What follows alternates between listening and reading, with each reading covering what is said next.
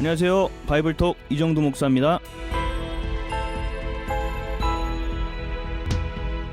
삶을 돌아보니 어쩌다 어른이 되어 있습니다. 이제 50이라는 나이를 향해 나아가고 있습니다. 어릴 적에 50이라는 나이가 참 오래 살아온 사람처럼 느껴졌는데 이제 그 길에 들어서기 직전입니다. 오늘은 어쩌다 어른이라는 제목으로 하나님의 말씀을 나눠보는 바이블톡입니다.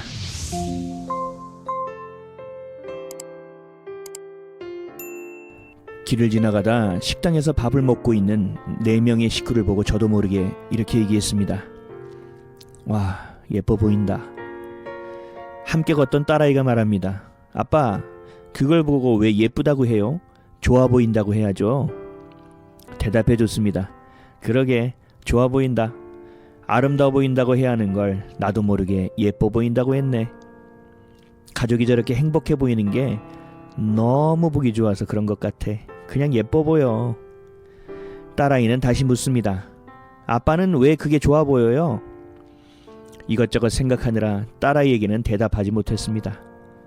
가정이라는 것, 모든 삶의 근간이 되는 것을 세우는 일이 아빠가 하는 일인데 꼭 저 가족이 그런 것 같아서 기뻤다는 말을 하려는 순간 나를 들여다보게 되었습니다. 그리고 속마음이 흘러나왔습니다. 그래, 나도 저런 가정이 늘 필요했었지. 오손도손 살아가는 가정, 따스하게 위로받을 수 있는 가정, 작은 것에서도 부모의 손길을 느끼며 살 수 있는 든든한 가정. 아빠가 그렇게 살지 못해서 저런 모습이 부러웠는지 몰라. 지금의 내가 아닌 저기 앉아있는 아이가 나라는 것을 상상하며 예뻐 보인다고 말했는지도 몰라. 저희 아이들은 집돌이 집순이입니다. 집이 좋다고 합니다.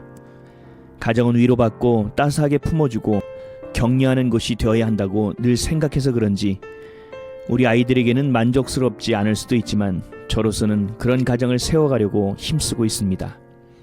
어제는 정말 마음 깊은 곳에서 흘러나오는 기도를 했습니다. 하나님, 우리 교회에도 땅을 주시고 물질도 주시고 통역자도 보내주세요. 다음 세대를 세울 수 있는 학교가 필요합니다. 다음 세대를 양육할 부모를 가르칠 수 있는 학교도 필요합니다.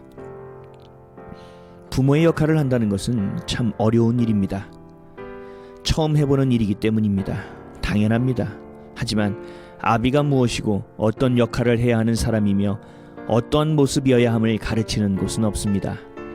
어미가 누구이며 무엇을 해야 하고 어떻게 살고 자녀를 가르쳐야 하는지를 알려주는 곳도 없습니다. 부부가 무엇인지 부모가 무엇인지도 알지 못합니다. 그저 내가 경험한 것에서 어떻게든 살아보려고만 합니다. 잘 가르친 부모가 어떻게 돼 있는지를 보고 따라해보지만 어렵습니다. 기본적인 정체성과 그 원리를 알지 못하는 이상 모든 케이스가 다르기에 적용하는 것은 쉽지 않은 일입니다. 환경도 성품도 자녀의 성격도 다 다릅니다. 교회는 세상 교육의 문제를 이야기하지만 정작 대안은 없습니다. 부모는 세상의 교육을 받기 두렵고 어렵다고 토로합니다. 이론과 실제의 괴리 가운데 시간은 흘러가고 아이들은 자라고 중요한 타이밍을 놓치는 일은 반복되고 있습니다. 평안한 가정을 꾸리는 일은 너무나도 어려운 일입니다. 모든 것의 기본이고 기초가 되는 일이지만 배워본 적이 없기에 이리저리 흔들리며 폭풍 가운데 항해하는 작은 돛담배와 같은 삶의 연속입니다. 아이가 아이를 낳아 아이를 키우는 아찔하고 안타까운 일의 연속입니다. 성경은 하나님과의 관계를 통해 교회와 성도의 관계, 부부관계, 부모와 자녀와의 관계의 원리를 분명하고 명확하게 가르치고 있습니다. 관계의 과정을 통해 어른이 되어야 합니다. 그래야 자녀 세대를 가르칠 수 있습니다.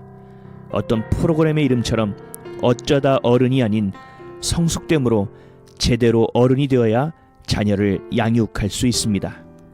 매일처럼 익어가는 오늘 되시기를 예수 그리스도의 이름으로 기도드립니다. 오늘의 성경 말씀입니다.